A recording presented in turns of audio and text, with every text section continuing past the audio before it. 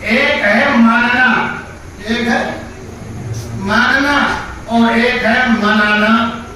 ارے سمجھ رہے ہو کہ نہیں سمجھ رہے ہو؟ بغیر مانے ایمان نہیں مل سکتا. محمد رسول اللہ کو اللہ کا رسول نہ مانو، مومن ہوگا، مسلمان ہوگا. پوری شریعت محمدی کا خطرات ڈالیے، مطالعہ کر لیجیے، علماء بیٹھے ہیں. آپ کو کہیں ماننا نہیں ملے گا، جہاں بھی ملے گا آپ کو ماننا ملے گا. تو یہ فرق سمجھ میں آیا کہ نہیں آیا؟ نبی کی پیدائش کا انکار کرنے والا ڈنکے سے کیوں کر رہا ہوں کہ وہ دائرے اسلام سے خارج ہے. انکار میلاد وہ دائرے اسلام سے خارج ہے. اور نبی پاک صلی اللہ علیہ وسلم کو ماننا یہ ہر شخص پر، ہر ایمان والے پر فرض ہے. یہ جھوٹے طور پر یہ کہتے کہ یہ نبی کو نہیں مانتے. میں کہہ رہا ہوں کہ جو نبی کو نہ مانے دائرے اسلام میں اس کی کوئی گنجائش نہیں. اور نبی کے شان میں گستاخی، تم نبی کی ذات کی بات کر رہے ہو، نبی کی صفات کی بات کر رہے ہو.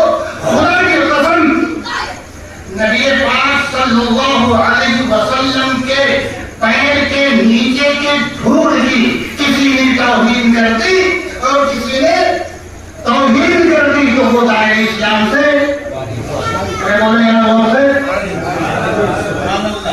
وہ دائرے اسلام. تم ذات کی بات کر رہے ہو، تم صفات کی بات کر رہے ہو.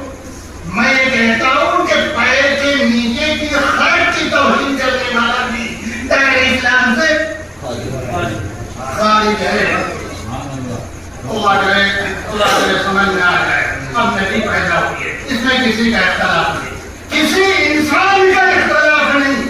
وہ یہودی ہو، وہ نصرانی ہو، وہ کافر ہو، وہ مجوسی ہو، نبی کی پیدائش میں کسی کا اختلاف نہیں. اب نبی کس دن پیدا ہوئی؟ وہ دو شنبے کا دن. کون سا دن؟ یاد کرو، کون سا دن؟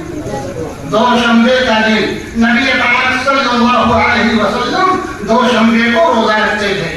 صحابہ نے پوچھا یا رسول اللہ، تو آپ نے فرمایا اس دن میں پیدا ہوا. تو نبی کی پیدائش دن دو شنبہ جس کو ہم صبح کہتے ہیں، اس میں کسی کا اختلاف نہیں. کسی ایمان والے کا، کسی مسلمان کا اختلاف نہیں. وہ چاہے کس مسلک سے تعلق رکھتا ہے. مہینے میں بھی کسی کا اختلاف نہیں. ربیع الاول کے مہینے میں آپ کی پیدائش ہوئی، اس میں بھی کسی کا اختلاف نہیں. تاریخ میں اختلاف ہے. معتبر اور جید علماء کا فیصلہ یہ ہے، یہاں تک کہ حضرت مولانا احمد رضا کا بھی تحقیق یہ ہے کہ محمد رسول اللہ صلی اللہ علیہ وسلم کی پیدائش 9 ربیع الاول کو ہوئی ہے. 9 ربیع الاول کو.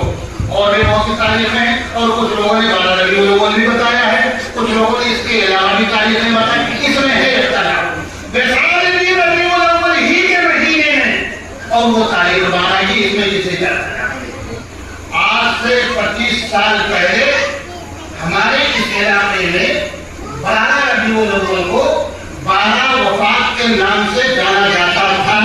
ارے بولو بھائی، جانا جاتا تھا کہ نہیں؟